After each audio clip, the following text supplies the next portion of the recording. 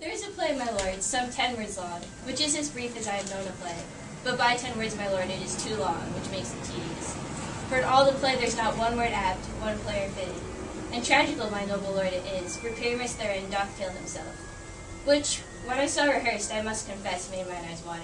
But more merry tears the passion of loud laughter never shed. What are they that do play it? Hard-handed men that work in Athens here, which never labored in their minds till now, but now toil their unbreathed memories with the same play against your nuptial.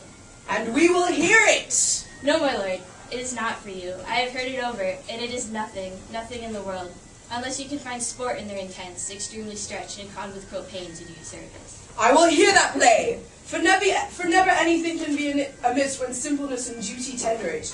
Go, bring them in, and take your places, ladies.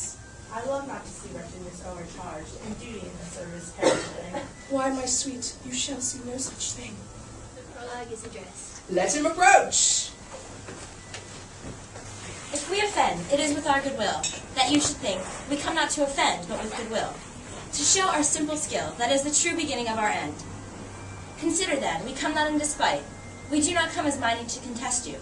Our true intent is, all for your delight we are not here, that you should hear repent you. The actors are at hand, and by their show, you shall know all that you are like to know. Doth not stand on points. He has rid his prologue like a rough colt. He knows not to stop. A good moral, my lord. It is not enough to speak, but to speak true. Indeed, he hath played on that prologue like a child on a recorder, a sound but not in government. His speech was like a tangled chain, nothing impaired, but all disordered. Who is next? Gentles, perchance you wonder at this show, but wonder on, till truth make all things plain. This man is Pyramus, if you would know. This beauteous lady Thisbe is certain. This man, with lime and rough cast, doth present wall, that vile wall, which did these lovers sunder.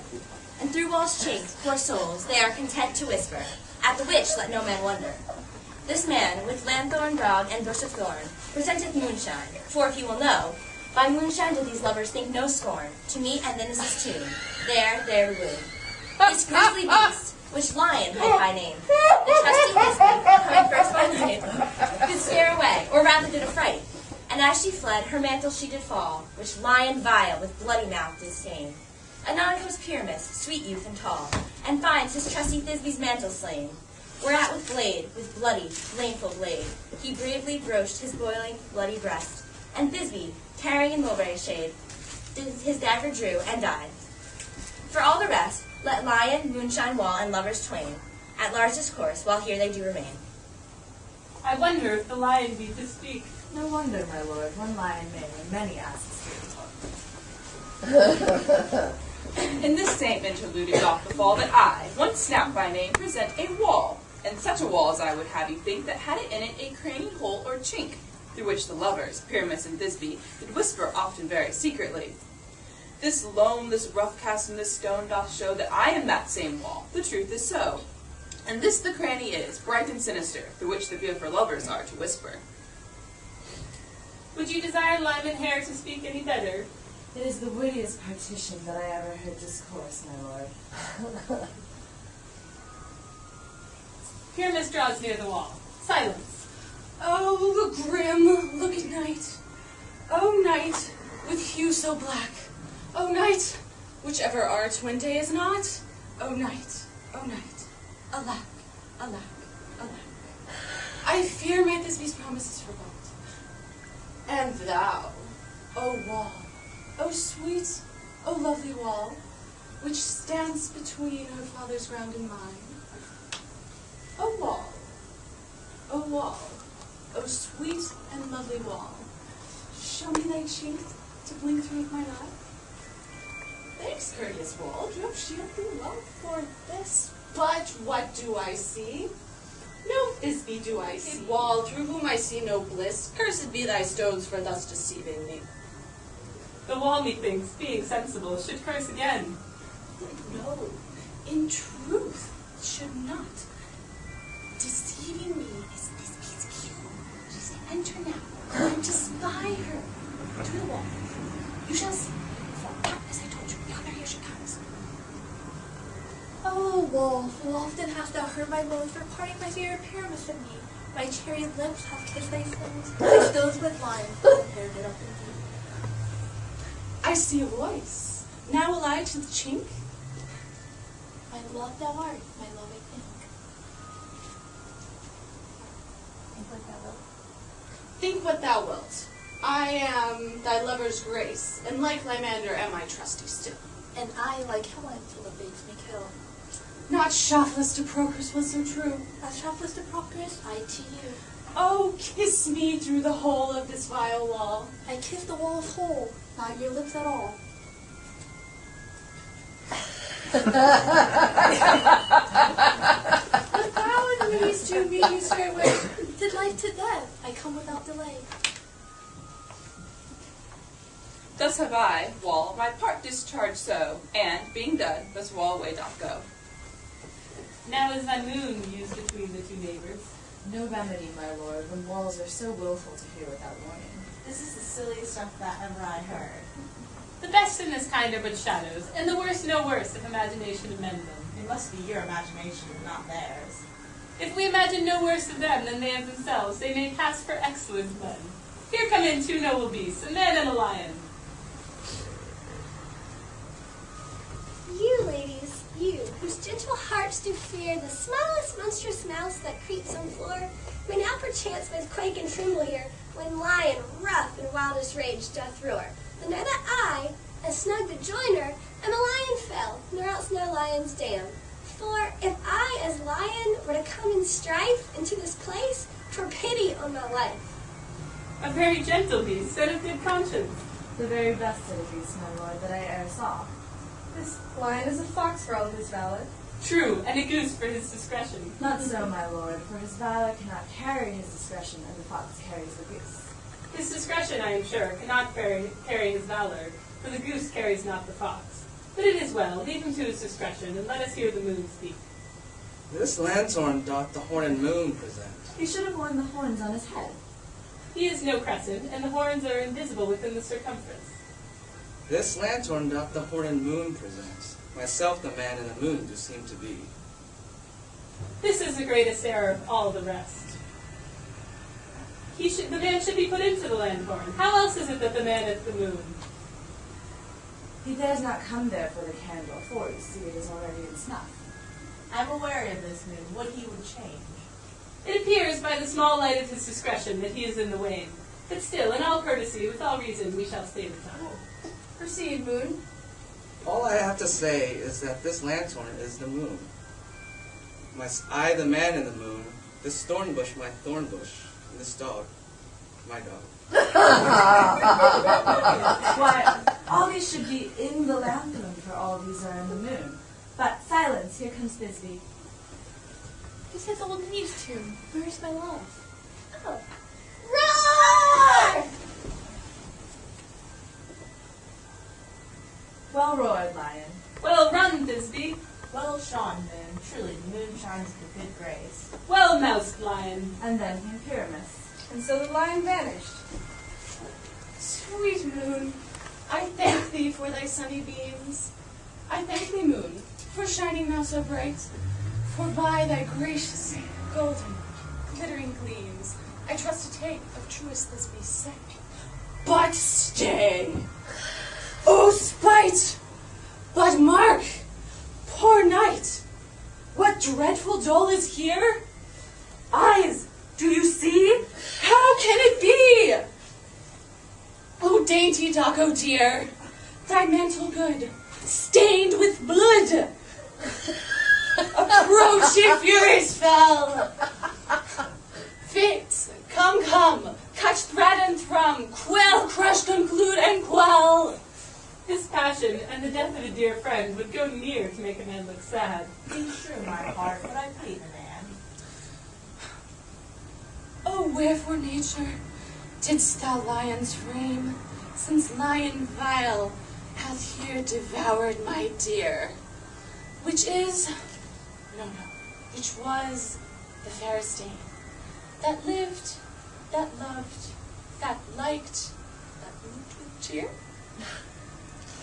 Come, tears, confound, outsword and wound the pap of Pyramus. I, that left pap, where heart doth hop. Thus die I. Thus, Thus. Now I am done. Now I am fled. My soul is in the sky. Tongue, loose thy light. Moon, take thy flight.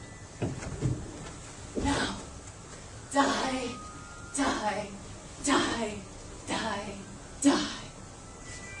No die, but an ace for him, for he is but one. Less than an ace, man. He's dead. He's nothing.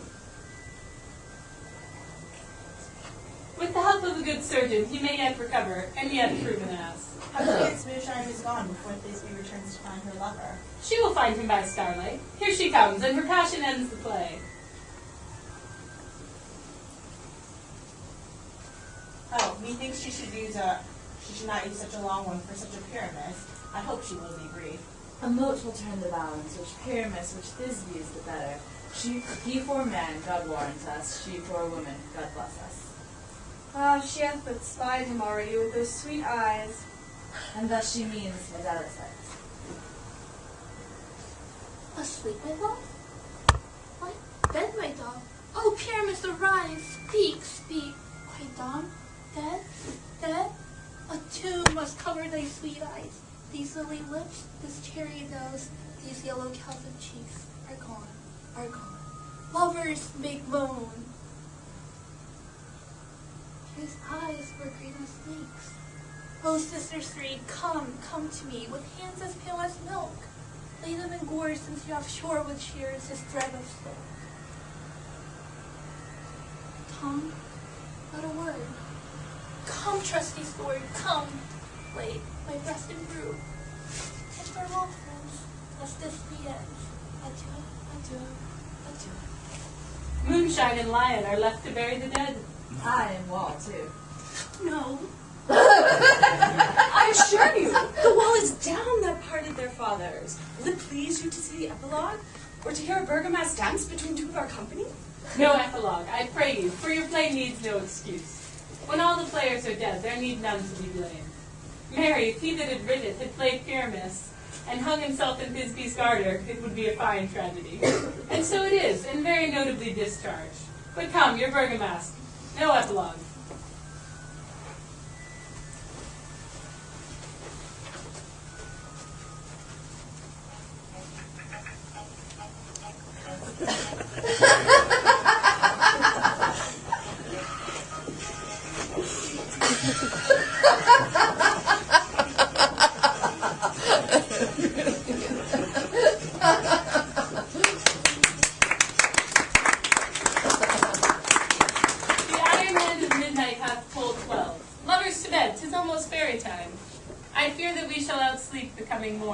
As much as we have this night overwatched. This palpable gross play has well beguiled the heavy gait of night. Sweet friends, to bed. A fortnight we shall hold this solemnity, in nightly revels and new jollity.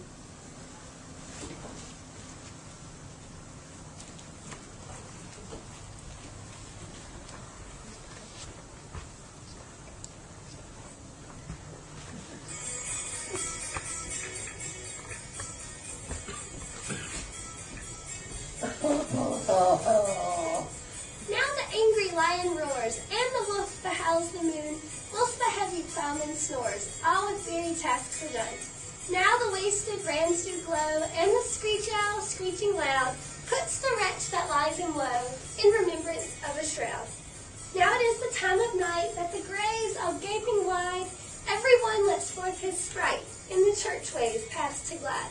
And we fairies that do run by the triple Hecate's team from the sun, following darkness like a dream, now our frolic.